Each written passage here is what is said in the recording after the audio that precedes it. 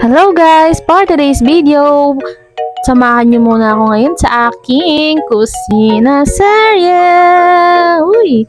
Dito nga guys, painit lang ako ng mantika pero hindi pa talaga siya mainit guys. Nakita niyo naman, di ba? Hindi kumukulo-kulo. Ano daw?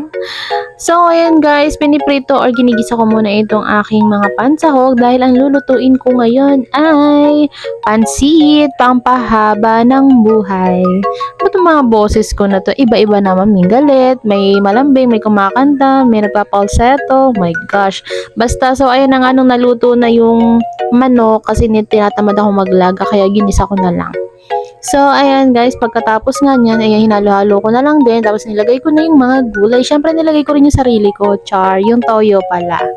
Diyan nga pala ay naglagay ako ng paminta and ginisa mix, syempre, yung ating Nor chicken. And nilagay ko na rin itong aking repolyo na may kasamang pechay bagyo daw ang tawag. So, ayun guys, mekos-mekos lang natin dito dahil kamag-anak natin si Mekos Mekos Man. Sino daw? Dito nga guys, yung pansit na yan ay binabad ko na nga po pala sa tubig para madali na siyang lutuin, para hindi na rin masyadong magasto sa gasol kasi alam niyo naman napakamahal na talaga ng gasol ngayon.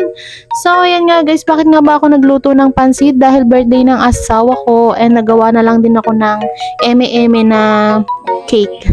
So ayan guys, natutulog siya dyan. Yun na, happy birthday sa'yo, I love you. Mwah. Happy birthday to you. Bilang mo muna to.